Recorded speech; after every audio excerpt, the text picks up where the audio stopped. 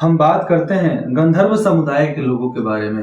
गंधर्व समुदाय मतलब आपकी गाथाओं का मैंने जब वर्णन किया, गंधर्व समुदाय के बारे में मैंने जब पढ़ा, तो बहुत सारी बातें महाभारत, त्रेता युग, द्वापर युग, सतयुग तब से चलता था।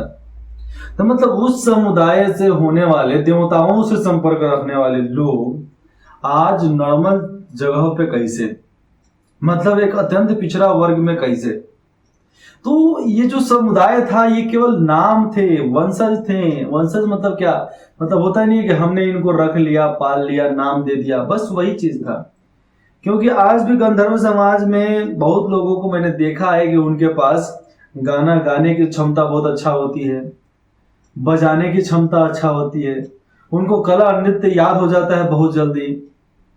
ये सब उनकी इच्छा शक्ति है जो उनको डीएनए से मिला हुआ है, मतलब जो उनके वंशज रहा करते थे वो होते थे। उन्होंने बहुत कुछ किया भैया अपने समाज के लिए। लेकिन ये समाज भारत के बहुत सारे इलाके में फैले पड़े हैं, लेकिन बहुत सारे इलाके में भी बहुत कम जगह पर है जहां पर ये लोग निवास करते हैं। और ये लोग निवास करते हैं, इन लोगों का अलग कुंबा रहता है, और जहां भी है महान कुंबा है, मतलब ऐसे सुनने को आता है। तो मैंने जब गंधर्व समाज के बारे में पढ़ा तो इनको गढ़वा भी बोला जाता है। खास तरह से इनको जादुई जाति के नाम पर लोग जानते थे, चाहे आज भी मानते हो जादुई जाति, जादुई समाज। क्यों गंधर्व, देवताओं के बाद कोई देवताओं की सहायता करने के लिए होता था तो उनको गंधर्व बोलते थे। और गंधर्व के लिए गंधर्व लोक हुआ करते थे, जो आम भाषा में महाभारत में मिल जाएंगे, श्री कृष्ण भावनामृत में मिल जाएगा, श्री कृष्ण लीला में मिल जाएगा, बहुत सारे धार्मिक किताबों में इनकी गाथाएं मिल जाएगी। कार्यपालक समाज के लोग थे, मतलब मेरे डाटा के अनुसार कार्यपालक समाज के थे, जिनमें ये लोग विवाह में बहुत अच्छा काम पर करते थे, प्रोग्राम करते थे। संगीत इन लोगों का बहुत अच्छा था, इन लोगों का कला नृत्य साहित्य बहुत अच्छा था। और धरती पर ये लोग बताऊं तो पहाड़ों जंगलों चाहे कहीं भी, जैसे इलाके जो बहुत मतलब आम लोग नहा पहुंच सके जल्दी से नहीं जा सकते, वहां पर ये लोग आराम से निवास करते थे। आज इनके समाज में एक मुखिया हुआ करता था, वो मुखिया ही पूरे गांव को कंट्रोल करता था। अलग अलग गांव के अलग अलग मुखिया होते थे, पंच होती थी, सरपंच होते थे, उसी का अनुसार ये लोग काम करते थे। लेकिन आज गरीब हैं, आज गरीब हैं तो कौन कारण है? कारण आप खुद है। आपके इलाके में डेवलपमेंट नहीं होता है, आपने वोट दिया फिर भी आपका कुछ नहीं होता है, कारण आप हो। आपने जिसको जिताया फिर उन्होंने आपके लिए कुछ नहीं किया, कारण आप हो, दूसरा कोई कारण नहीं होता है। मेरे डाटा के अनुसार एक और बात होता है, महान लोगों पर, महान लोग हैं पर अपने को पहचानते नहीं हैं। आप लोग महान लोग हो लेकिन अपने आप को पहचान नहीं पाए। अब अपने आप को क्यों नहीं पहचान पाए? अपनी सारी धरोहर शक्तियां जो होती थी उसको कैसे भुला गए? क्या आज भी मैं मानूं कि आपके अंदर वही डीएनए है जो गंधर्व लोग के लोगों के पास होती थी, वही शक्तियां, वही कला प्रेमी, कला प्रेम और कला और संस्कृति को आगे बढ़ाने की जज्बा? तो मैं आजमाना चाहता हूं भैया, मैं हाथ लेकर खड़ा हूं भैया, आप साथ दो। अपने अधिकारों के लिए हम दोनों लड़ेंगे, हम भी लड़ेंगे, आप भी लड़ो अपने अधिकारों के लिए। और अपने अधिकारों के लिए लड़ना कोई गलत बात नहीं हो जाती है।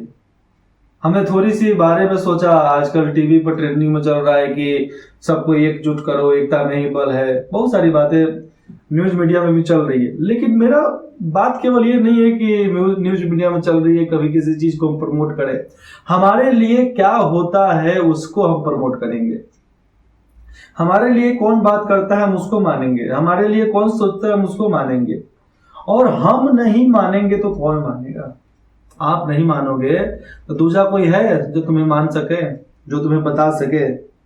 ऐसे एक और बोला जाता है कि चित्ररथ देवता, तो मतलब चित्ररथ के ये लोग वंशज हुआ करते हैं।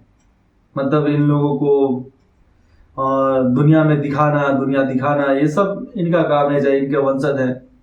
मतलब ऐसे ये पौराणिक कथाओं के अनुसार, मैं यहाँ पर इतिहास नहीं बताता क्योंकि इतिहास बताने के लिए तो आपके पास बहुत कुछ है। आप YouTube खोलोगे, गूगल खोलोगे, आपको इतिहास मिलेगा। मैं तो आपको राजनीति बता रहा हूँ केवल, कि आपके वोट को लेकर आपके लिए कुछ नहीं किया जाता है। आपको आगे बढ़ाने के लिए लोग वादे वादे कर देते हैं, लेकिन आपको कुछ नहीं कर पाते हैं। जिस तरह लोगों ने नहीं किया उस तरह हमारे बारे में भी लोग सोचते होंगे कि बाकियों ने नहीं किया, ये छोटा सा आकर क्या करेगा। जब आपने बड़ों को मौका दिया था, हमें भी मौका दो, देखो क्या से क्या किया जाता है, क्या से क्या होता है। मैं इतना बोलूंगा कि गंधर्व समुदाय के जितने भी लोग हैं, एक बल के अनुसार एकता के साथ किसी चीज को प्रमोट करो, और ये बोल कर करना कि हमारा ये काम नहीं होगा, तो आप समझ लियो हमें जो चाहिए वो मिलेगा। अरे यार, कभी समुदाय के लिए मत लड़ो ना यार, कभी जाति के लिए मत लड़ो ना। अपने शिक्षा के लिए लड़ो, स्वास्थ्य के लिए लड़ो, नौकरी के लिए लड़ो, अपने खेती बाड़ी के लिए लड़ो, अपने किसानी के लिए लड़ो। आप खेती बाड़ी करते हो उसके लिए लड़ो। आपके लिए रास्ता है, बहुत सारा रास्ता है, लेकिन आप उस रास्ताओं को ठीक तरीके से चलना सीखना पड़ेगा। कोई दूसरा नहीं सिखाता है, आपको खुद चलना पड़ता है। कोई दूसरा केवल आपको सलाह दे सकता है कि हाँ भैया ये करना वो करना, अच्छी बात है, इसमें इतना स्कोप है। आजकल लोग किसी भी नौकरी में जाते हैं तो सोचते हैं इतना स्कोप है, मतलब यहाँ से इतना कमाने को मिलेगा। ये सोच कर जाओ भैया कि वहां पर हमें सेवा क्या देनी है, कितनी सेवा देनी है, कितना लोगों को हमें आगे बढ़ाना है, प्रमोट करना है। आगे चलने के बाद अपने समुदाय को कैसे आगे बढ़ाएंगे, इस चीज के बारे में सोचना पड़ेगा। और ये आप नहीं सोचोगे तो कोई दूसरा नहीं सोचने वाला, कोई दूसरा नहीं सोचने वाला। इसलिए आप खुद सोचो, खुद लड़ो, खुद जागो, संघर्ष करो। संघर्ष की मिट्टी पर जन्म लिया है, संघर्ष करना हमारा नैतिक धर्म कर्तव्य सब है।